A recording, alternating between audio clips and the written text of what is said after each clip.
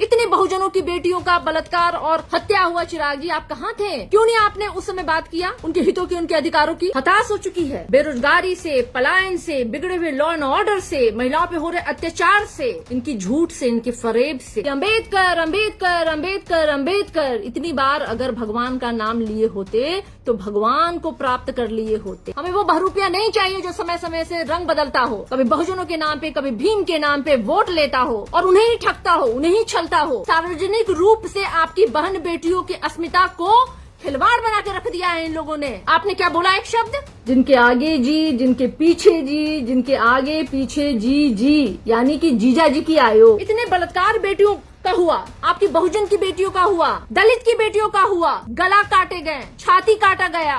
भीम के वंशजों को बेवकूफ बनाने वाली रैली है। अपनी राजनीति रोटी सेकने के लिए चिराग पासवान जी बहुजन भीम के नाम पर लोगों को ठगने वाली रैली करने वाले हैं। तेजस्वी यादव जी पूर्ण बहुमत के साथ बिहार में सरकार बनाने वाले हैं। महागठबंधन की सरकार बिहार में बनने वाली है, जिसको कि देखते हुए एनडीए के पसीने गिरने लगे। हिंदू राष्ट्र बनाने वाला या देश में संविधान से चलने वाला आपको देश चाहिए? आपको लोकतंत्र चाहिए या आपको राजतंत्र चाहिए? और एनडीए में जो भी दलित हैं वो दलित नहीं है, अगर वो मनुवादी हैं, सामंतवादी हैं, लेकिन वहां जाकर के दलित सिर्फ इसलिए हैं ताकि वो आरक्षित सीटों से चुनाव लड़ सके। कि भाजपा जब हिंदू राष्ट्र बनाएगी तो इन्हें सिंहासन पे बैठाएगी, इन्हें मठाधीश बना देगी। से बहुरूपियों को पहचानना है और इनके बहुजन और भीम समागम की रैली का बहिष्कार करना है। आपको चुनना है कि आपके लिए हाथ में संविधान लेके लड़ने वाला व्यक्ति चाहिए या पैर में पायल और बिछिया पहनकर नाचने वाला व्यक्ति। अमित शाह ने कहा था कि बाबा साहेब भीमराव अंबेडकर का नाम तो आज लोग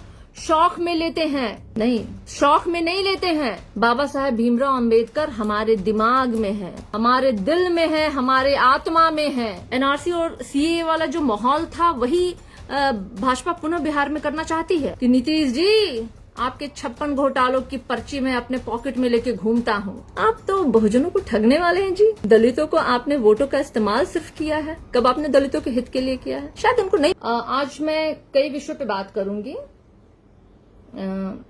जैसा कि आप जानते हैं कि मैं राष्ट्रीय जनता दल की प्रवक्ता हूं और हमारे नेता तेजस्वी यादव जी, जिनका की विजन ही है बिहार को ऊंचाई पे ले जाना, बिहार के विकास के साथ ही साथ बिहार के लोगों को रोजगार देना, माताओं और बहनों की अस्मिता की लड़ाई, उनकी एम्पावरमेंट की लड़ाई हमारे नेता तेजस्वी यादव जी लड़ रहे हैं लगातार, निरंतर। तो आज हम ए से बात शुरू करेंगे। ऑफ कोर्स बी पे भी मैं आऊंगी, बहुत इंपॉर्टेंट विषय है बी हमारा, और ए टू जेड की बात करूंगी मैं आज। देखिए, बिहार में अभी आयोगों का बहार है। कई ऐसे आयोग का गठन अभी हमारे बिहार सरकार में हुआ है। उसमें एक आयोग बहुत महत्वपूर्ण है, जिसमें जिनके आगे जी, जिनके पीछे जी, जिनके आगे पीछे जी जी, यानी कि जीजा जी की आयोग। जीजा जियों की आयोग बिहार में गठित हुई है और वो आयोग ऐसा आयोग है जो गाहे बगाहे इतना त्वरित संज्ञान लेता है कुछ विषयों पे कि सोच में आ जाता है कि भाई ये तो बड़े एक्टिव आयोग हो गया भाई। लेकिन चुनिंदा चीजों पे, वो कहते हैं ना, सिलेक्टेड चीजों पे ही वो संज्ञान लेते हैं, जिनसे कि उनकी रोजी रोटी चलती रहे। वो खुद को सो कॉल्ड दलित कहते हैं, बाबा साहेब भीमराव अंबेडकर के विचारधारा पे चलने वाले लोग कहते हैं, बाबा साहेब भीमराव अंबेडकर का अपमान नहीं सह सकते हैं। और ऐसे विषयों पे जहां मुझे लगता है उनको कुछ पता भी नहीं होता है, फिर भी वो संज्ञान ले लेते हैं। लेकिन चलिए, कोई बात नहीं, जीजा जी की आयोग है भाई, उनकी तो क्या ही बात कहना। बिहार में एक और आयोग का गठन हुआ है, महिला आयोग, जहां पे कि हमारे ऐसे लोगों के विद्यमान है, पत्नियां वहां विराजमान हैं। और अब मैं क्या बताऊं, महिला आयोग के बारे में मुझे शर्म आती है कि हमारा महिला आयोग का गठन हुआ और वहां पे जो महिलाएं बैठी हुई हैं वो ना जाने महिलाओं के सम्मान में, उनकी सुरक्षा की बात करेंगी, उनके अधिकार की लड़ाई करेंगी, या सिर्फ जाके इधर उधर फोटो सेशन में व्यस्त रहेंगी। यहां सेमिनार अटेंड कर लो, वहां उनका वेलकम कर लो।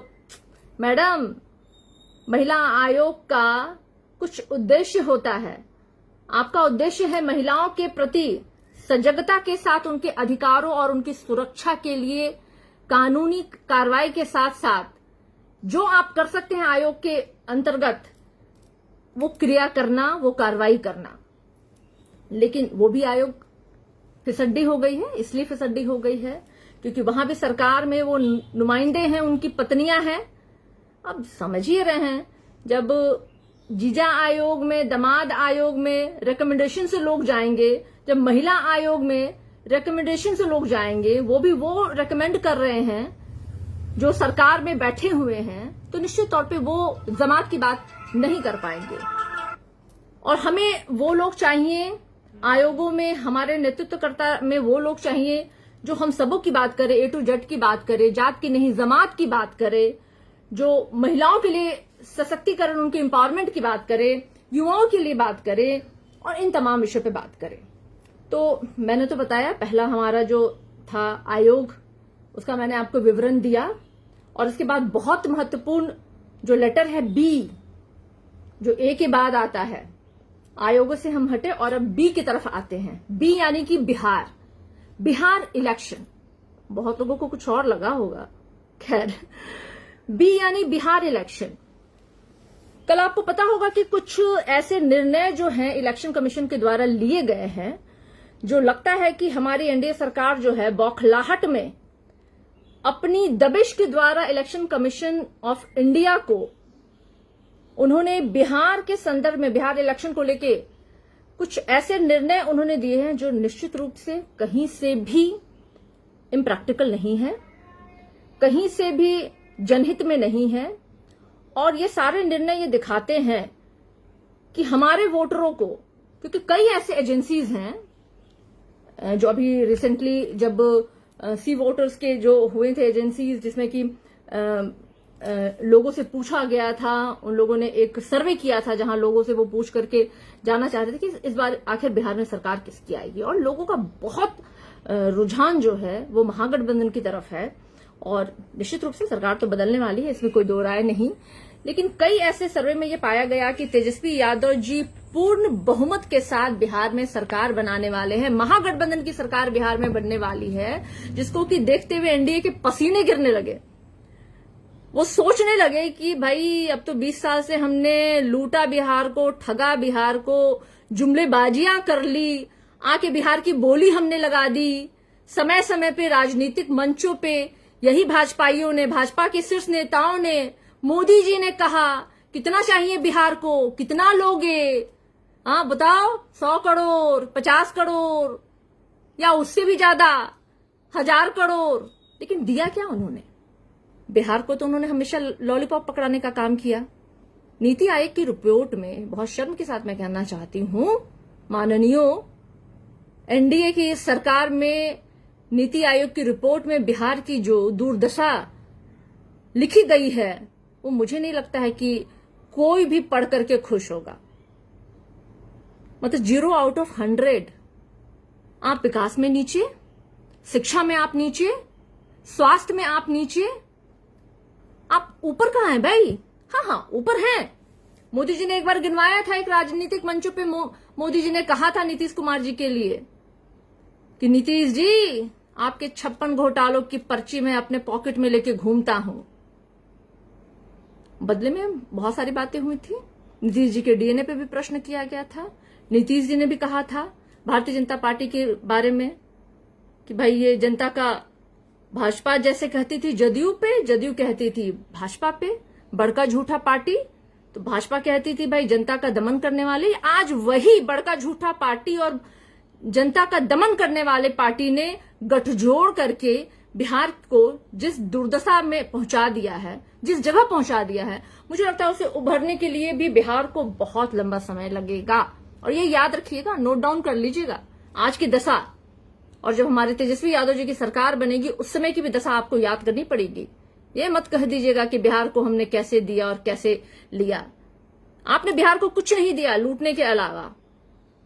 बिहार की जो स्थिति है, चलिए मैं बात कर रही थी इलेक्शन कमीशन ऑफ इंडिया पे कि इलेक्शन कमीशन ऑफ इंडिया ने एक नया रूल लाया है कि अब वो तमाम वोटरों की फिर से वो वेरिफिकेशन करवाएगी।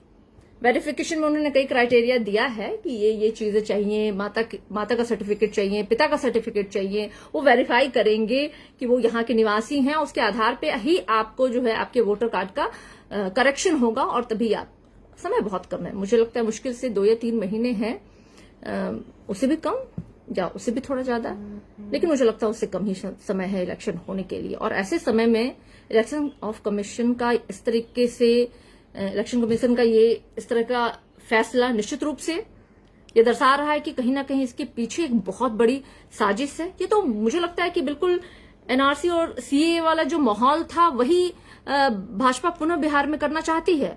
उस समय नाम कुछ और था और इस समय नाम कुछ है। इस बार इलेक्शन कमीशन पे सारे चीजों को डाल करके वो, लेकिन ये वही चीजें हैं जो ये पिछले बार सीए और एनआरसी के रूप में बिहार में लेकर आए थे, जिसका कड़ा विरोध हम लोगों ने किया था।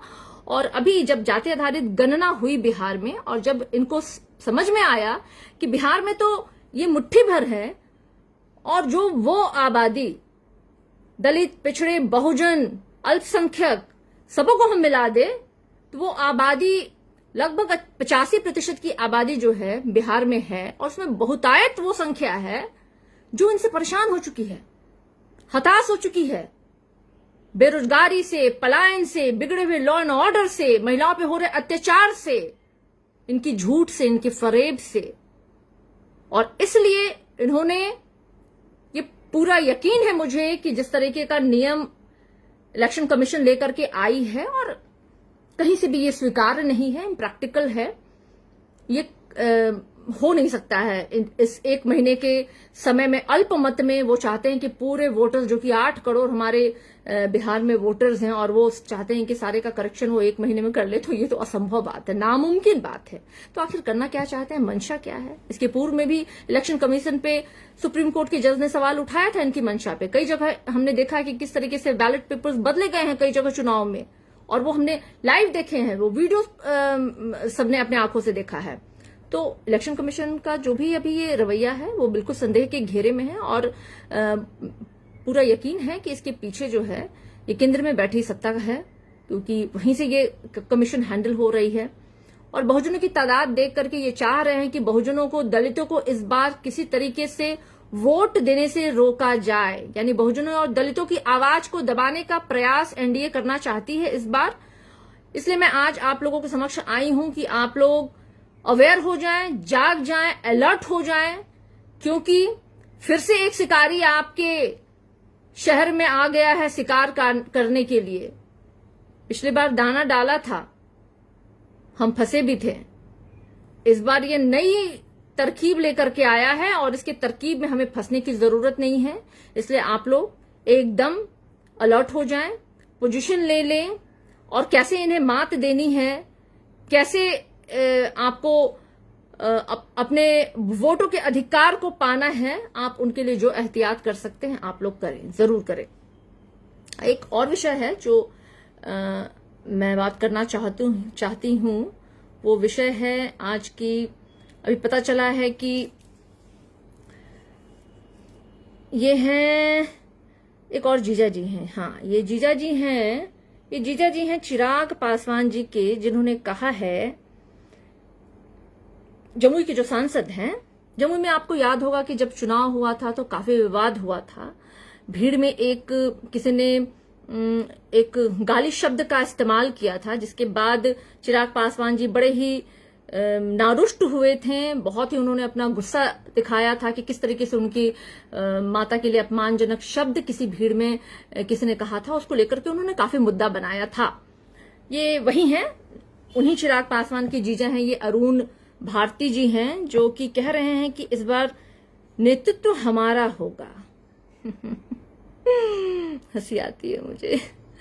नेतृत्व आपका होगा, मतलब क्यों होगा, कारण बताइए, क्यों होगा नेतृत्व और किसके दम पे होगा? आप तो बहुजनों को ठगने वाले हैं जी। दलितों को आपने वोटों का इस्तेमाल सिर्फ किया है, कब आपने दलितों के हित के लिए किया है? शायद उनको नहीं पता है, ना चिराग जी को पता है, लेकिन मैं याद दिलाना चाहूंगी चिराग जी को कि चिराग जी के पिताजी स्वर्गीय रामविलास पासवान जी ने, जिनकी की लोक जनशक्ति पार्टी थी, काफी उन्होंने मेहनत से, खून और पसीने से उन्होंने उस पार्टी का निर्माण किया था और उनके मरणोपरांत वो पार्टी दो भागों में बट गई। एक चाचा जी की पार्टी हो गई और एक बेटा जी की पार्टी हो गई।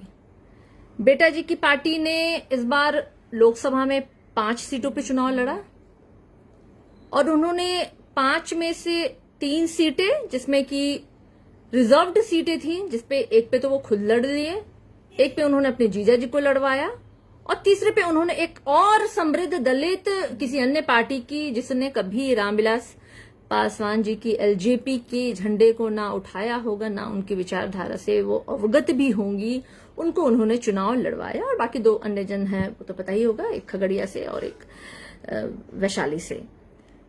तो इस तरह से उन्होंने चुनाव लड़ा। स्वर्गीय रामविलास पासवान हमेशा कहते थे कि मैं वो चिराग बनना चाहता हूं और उस हर घर में रोशनी फैलाना चाहता हूं जिस घर में सदियों से अंधेरा है। बाबा साहेब भीमराव अंबेडकर ने भी जो अधिकार संविधान में हम दलितों को, हम बहुजनों को, या मैं यूं कहूं कि संपूर्ण व्यक्तियों के लिए जो दिया है, अगर हम प्रिम्बल ऑफ कॉन्स्टिट्यूशन को पढ़ें तो मुझे लगता है पूरा सार संविधान का हमें समझ में आ जाएगा कि बाबा साहेब भीमराव अंबेडकर ने समाज के लिए, वहां पे बराबरी के लिए, सबों के अधिकारों के लिए, चाहे वो महिला हो, पुरुष हो, दलित हो, सामान्य हो, सवर्ण हो, सबों के लिए उन्होंने वहां पे बातें लिखी और उन्होंने सबों के हित का ख्याल रखा वहां पे। लेकिन बाबा साहेब भीमराव अंबेडकर के दिए गए आरक्षण को बहुत लोग अपने तरीके से इस्तेमाल करते हैं। मैं बताना चाहूंगी कि भाजपा में और एनडीए में जो भी दलित हैं वो दलित नहीं है। अगर वो अपने आप को दलित समझने का ये कर रहे हैं तो मैं बता दूं वो दलित नहीं है। वो एक्चुअली सब मनुवादी हैं, सामंतवादी हैं, लेकिन वहां जाकर के दलित सिर्फ इसलिए हैं ताकि वो आरक्षित सीटों से चुनाव लड़ सके। उनका उद्देश्य सिर्फ यही है और वो इस भ्रम में जी रहे हैं कि भाजपा जब हिंदू राष्ट्र बनाएगी तो इन्हें सिंहासन पे बैठाएगी, इन्हें मठाधीश बना देगी। ये नहीं जान रहे हैं। अगर मनुस्मृति को पढ़ लेते ढंग से तो इनको पता चल जाता कि इन्होंने तो कभी दलितों को जगह ही नहीं दी और क्या हश्र था, क्या आपके पूर्वजों ने झेला है, आप तो जानते ही नहीं है। चिराग पासवान जी ने एक बहुजन भीम समागम के कार्यक्रम का आयोजन किया है राजगीर में। हालांकि इन्हें बहुजनों से कोई मतलब नहीं है और ना ही इन्हें भीम से मतलब है। भीम की विचारधारा को तो ये जानते भी नहीं है। बाबा साहेब भीमराव अंबेडकर को लेकर के आपत्तिजनक टिप्पणी जब अमित शाह ने सदन के अंदर किया और कहा कि अंबेडकर अंबेडकर अंबेडकर अंबेडकर, इतनी बार अगर भगवान का नाम लिए होते तो भगवान को प्राप्त कर लिए होते। अमित शाह ने कहा था कि बाबा साहेब भीमराव अंबेडकर का नाम तो आज लोग शौक में लेते हैं, नहीं, शौक में नहीं लेते हैं। बाबा साहेब भीमराव अंबेडकर हमारे दिमाग में है, हमारे दिल में है, हमारे आत्मा में है। और जिसके दिमाग में और जिसके दिल में और जिसके आत्मा में बाबा साहेब भीमराव अंबेडकर रहेंगे वो कभी भी कहीं भी बाबा साहेब का तिरस्कार नहीं सहेगा, उसका खून खौलेगा। लेकिन आप तो मुंह तक नहीं खोल पाए। आप चले हैं बहुजन और भीम समागम रैली। ये बहुजन और भीम समागम रैली नहीं है, बहुजनों और भीम के वंशजों को बेवकूफ बनाने वाली रैली है। अपनी राजनीति रोटी सेकने के लिए चिराग पासवान जी बहुजन भीम के नाम पर लोगों को ठगने वाली रैली करने वाले हैं, जो ये राजगीर में करने वाले हैं। मैं अपने बहुजन भाइयों से, बहनों से, मैं अपने भीम के वंशजों से, बाबा साहेब भीमराव अंबेडकर की विचारधारा पे चलने वाले हर एक व्यक्ति से दरखास्त करूंगी, इन झूठों, जुमलों और धोखेबाजों से सावधान होना है। आपको चुनना होगा, आपको कौन चाहिए, हिंदू राष्ट्र बनाने वाला या देश में संविधान से चलने वाला आपको देश चाहिए? आपको लोकतंत्र चाहिए या आपको राजतंत्र चाहिए? और इस बार बहुजन और भीम के अनुयायी ये तय करेंगे कि लोकतंत्र कैसे बहाल हो देश में और कैसे हमारा संविधान जो है पूर्ण रूपेण देश में सुरक्षित रहे और उस संविधान से हमारा देश चले, हमारा बिहार चले और उस संविधान में दिए गए अधिकारों से हर बहुजन और हर भीम के वंशजों का हित और उसके अधिकारों की बात हो सके। हमें वो बहरूपिया नहीं चाहिए जो समय समय से रंग बदलता हो, कभी बहुजनों के नाम पे, कभी भीम के नाम पे वोट लेता हो और उन्हें ही ठगता हो, उन्हें ही छलता हो। इतने बहुजनों की बेटियों का बलात्कार और हत्या हुआ। चिराग जी, आप कहां थे? क्यों नहीं आपने उस समय बात किया उनके हितों की, उनके अधिकारों की? इतने बलात्कार बेटियों का हुआ, आपकी बहुजन की बेटियों का हुआ, दलित की बेटियों का हुआ, गला काटे गए, छाती काटा गया, सार्वजनिक रूप से आपकी बहन बेटियों की अस्मिता को खिलवाड़ बना के रख दिया है इन लोगों ने। आपने क्या बोला? एक शब्द क्या खड़ा हुए आप? नहीं, क्योंकि आप में हिम्मत नहीं है। आप बहुजनों की और भीम की लड़ाई नहीं लड़ रहे हैं, आप अपनी लड़ाई लड़ रहे हैं, आप अपनी कुर्सी की लड़ाई लड़ रहे हैं। तो बहुजन भाइयों, भीम के हमारे तमाम जो विचारधारा पे चलने वाले लोगों, आपसे मेरी दरखास्त है, विनती है, ऐसे बहुरूपियों को पहचानना है और इनके बहुजन और भीम समागम की रैली का बहिष्कार करना है। आपको चुनना है कि आपके लिए हाथ में संविधान लेके लड़ने वाला व्यक्ति चाहिए या पैर में पायल और बिछिया पहनकर नाचने वाला व्यक्ति, जो मुख में राम बगल में छुरी रखने वाला आदमी चाहिए, या आपके हक और हुकूक की लड़ाई लड़ने वाला आदमी चाहिए। ये तय आपको करना है। ये महत्वपूर्ण विषय है। एक तो पहला वोटर लिस्ट, आपका कैसे वहां पे आप कैसे बच सकते हैं इन पॉकेट मारों से, इन वोट के चुराने वालों से। जैसा आप जानते हैं कि पिछली बार इन लोगों ने वही किया था, किस तरीके से इन्होंने गड़बड़ी की थी, सब आप सब जानते हैं।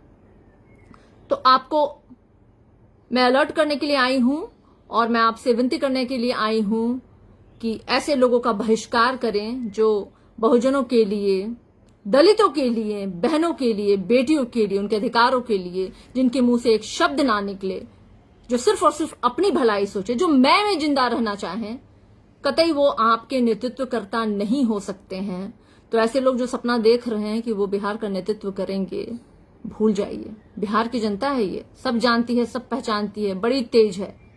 उड़ती हुई चिड़िया को हम हल्दी लगाना जानते हैं, जोत पड़े तो हम दिखा देते हैं।